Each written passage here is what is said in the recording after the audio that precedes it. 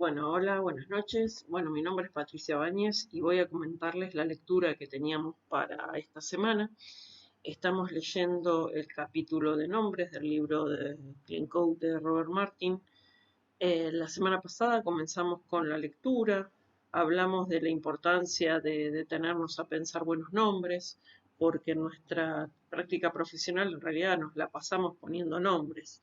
Nombramos archivos, nombramos paquetes, nombramos clases, nombramos métodos, nombramos variables, nos la pasamos poniendo nombres. Bueno, entonces estamos leyendo algunos consejos que nunca vienen mal. Entre los consejos que ya vimos, eh, uno de los que vimos es el primero, ¿no? Usar nombres que revelen intención, que está muy bien explicado con el código del Buscaminas. Y un segundo consejo que empezamos a ver la semana pasada fue evitar la desinformación. Bueno, en esa misma línea, siguiendo con evitar la desinformación, acá vemos eh, que tenemos que evitar el usar nombres que tengan mínimas diferencias. Entonces, acá tenemos dos ejemplos, ¿no? Este nombre y este nombre que tenemos aquí.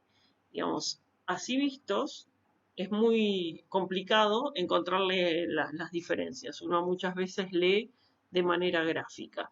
Y gráficamente, si los miramos, esos dos nombres son muy difíciles de distinguir. Entonces, bueno, tener cuidado con estas situaciones. La ortografía similar de conceptos parecidos es información, pero el, el uso de ortografía incoherente es lo que llamamos desinformación. Bueno, en los editores que nosotros estamos usando tenemos la facilidad de escribir un par de letras, después hacer unas combinaciones de teclas y que nos aparezca una lista de posibles nombres que estamos buscando. Bueno, cuando tenemos este problema, que visualmente son muy parecidos, uno tiene que prestar mucha atención, ¿no? Porque si no, uno lo que hace es hacer un pic directamente sobre un objeto sin por ahí estar mirando los detalles. Y es lo que uno está tratando de hacer justamente, ¿no? No perder tiempo en esto. Entonces, cuidado con este tipo de cosas. Bueno, acá nos presenta un verdadero ejemplo, como lo dice acá, ¿no? De la desinformación de nombres, y es que en estos nombres se decidió usar la L mayúscula, la L minúscula, perdón, y la O mayúscula como parte de los nombres de estas variables, ¿no? Y combinadas encima. Entonces, uno cuando mira este código, realmente es espantoso de entender por esta decisión de simplemente lo que está pasando con estos nombres. Eh, bueno, uno podría pensar, dice acá, que el lector puede pensar que esto es una invención, pero dice que hemos visto código en abundancia con estos elementos. Eh, nada. Y bueno, a veces caemos en tentaciones así espantosas y bueno, no caigamos en este tipo de situaciones. Bueno, otro consejo es realizar distinciones con sentido. ¿A qué se refiere esto de realizar distinciones con sentido? Bueno, hacemos distinciones cuando agregamos números o palabras al nombre de una variable. Por ejemplo, no sé, tenemos una variable que se llama A, después necesitamos usar otra, le ponemos a 2 y a otra le ponemos a 3. O tenemos una variable que se llama tablero y de pronto necesitamos algo que es del estilo y lo llamamos el tablero. Bueno, a eso se refiere con el realizar distinciones que tengan sentido, ¿no? Dice acá entonces, leyendo un poco, los programadores se crean un problema cuando escriben código solo para satisfacer a un compilador o un intérprete. Por ejemplo, como no podemos usar el mismo nombre para referirnos a diferentes cosas en el mismo ámbito, ¿no? En el scope de una variable, por ejemplo, uno puede verse tentado a cambiar un nombre de forma arbitraria. Bueno, y en ocasiones esto se hace escribiendo mal ese nombre, ¿no? Lo cual es un lío después porque esto nos puede traer problemas, estos errores ortográficos después se nos pueden mezclar entre cuál era uno el bien escrito, cuál era el mal escrito, y esto nos trae finalmente problemas de compilación.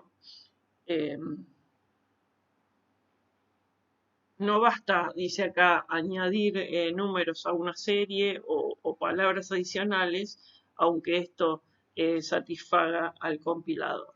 Si los nombres tienen que ser distintos, entonces también deben tener un significado distinto, ¿no? Esto es lo importante. Si los nombres tienen que ser distintos, también deben tener un significado distinto.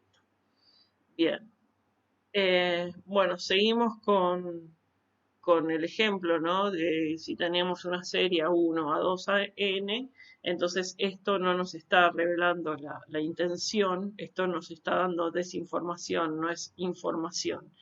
Entonces, por ejemplo, en este caso, se preferiría, el autor nos dice, bueno, ¿por qué no es mejor usar source y destination como nombres de los argumentos? Bueno, seguimos diciendo acá, ¿no? Otra vez que estas palabras que agregamos, estas palabras ruidosas que agregamos simplemente para hacer distinciones. Imagínense, dice acá, ¿no? Que si tenemos una variable que se llama producto, una clase producto, y tenemos otra que se llama producto info y otra que se llama producto data, bueno, ¿cuál es la diferencia entre esto, no? Ya que info y data en realidad son estas palabras que agregamos ruidosas, pero, pero no nos dan ninguna diferencia sustancial. Entonces uno finalmente no entiende a qué apunta cada una de estas clases, ¿no? La clase producto info y la clase producto data. Bueno, y muchas veces también hay palabras como a, an o de, que son palabras que se usan, ¿no? Esto que decíamos, el tener lista y tener la lista, por ejemplo, ¿no? ¿Cuál es la diferencia entre esto? Bueno, y sigue hablando de esto, las palabras adicionales que son finalmente redundantes. Otra vez, ¿no? Da ejemplos parecidos, usar a o de, y entonces acá lo da como de, sorc y sorc, y bueno, el problema, ¿no? De decidir cuál es y cuál es la diferencia entre esos, y sobre todo cuando, digamos, lo único que me llevó a usar de sorc fue porque sorc era una variable que ya estábamos usando. Bueno, las palabras adicionales son redundantes. La palabra, por ejemplo, variable, nunca debería incluirse como nombre de una variable. Lo mismo que la palabra tabla nunca debería incluirse en algo que es una tabla. Entonces hace una pregunta, ¿no? Como graciosa. Digamos, ¿es mejor usar name string que name? ¿Podría ser name un número de coma flotante? En caso afirmativo, si es que lo fuera, entonces está incumpliendo totalmente la regla sobre desinformación, ¿no? Porque si uno ve la variable name string, jamás va a pensar que la variable name va a ser un número, ¿no? Y ahí está el tema de la desinformación. Imagina que encuentra una clase con el nombre customer y otra clase con el nombre Customer Object. Entonces, bueno, ¿cuál es esta distinción? ¿Cuál representa mejor el historial de pagos de un cliente? ¿No? Se pregunta. Bueno, acá tenemos otro ejemplo, ¿no? Donde tenemos estos métodos, getActiveAccount, getActiveAccounts y getActiveAccountInfo. Otra vez, ¿no? ¿Cuál es el método que tengo que usar? No tengo idea. Son aparentemente la misma cosa. Bueno, y sigue, ¿no? Con ejemplos de este tipo, la diferencia entre message y the message, la diferencia entre money amount y money o customer info y customer, y bueno, y este tipo de juegos. Bueno, un consejo que me gusta mucho es el de usar nombres que sean pronunciables, nombres que se puedan pronunciar. Bueno, ¿cuál es la idea de esto? Nosotros somos humanos y finalmente vamos a hablar de nuestro código. Y entonces tenemos que comunicar nuestro código a otros humanos. Y bueno, sería muy feo sentirse muy ridículo tratando de nombrar o algo que es innombrable. Bueno, da un ejemplo muy chistoso, este ejemplo que tenemos acá, ¿no? De esto que se llama Generation, Date, Year, Month, Day, Hour, Minute and Second, y lo llama Genim, bueno, horrible de contarle a otro este código. Entonces, bueno, acá nos propone nombres que sí son pronunciables. Es tener esto en el radar, ¿no? Nombres de los cuales podamos hablar porque normalmente tenemos que hablar del código. Bueno, y un último consejo, usar nombres que sean localizables, ¿no? Muchas veces necesitamos localizar el nombre de algo dentro de nuestro código y entonces si eso tiene un nombre muy cortito, por ejemplo, un nombre que tiene como longitud de una letra simplemente, va a ser muy difícil de rastrear. Por ejemplo, acá nos da este ejemplo, ¿no? Que si yo tuviera que buscar max classes per students, sería mucho más sencillo buscar eso que buscar el número 7, tratarlo de localizar dentro de mi código. Y bueno, y malas elecciones, ¿no? Si usáramos la letra E a lo largo del código, bueno, también sería muy difícil de localizar porque es la letra que más se usa en el idioma inglés. Bueno, y termina con este consejo que me parece buenísimo, esto que está diciendo acá abajo, ¿no?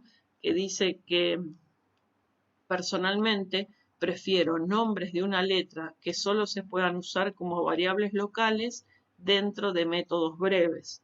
La longitud de un nombre debe corresponderse al tamaño de su ámbito.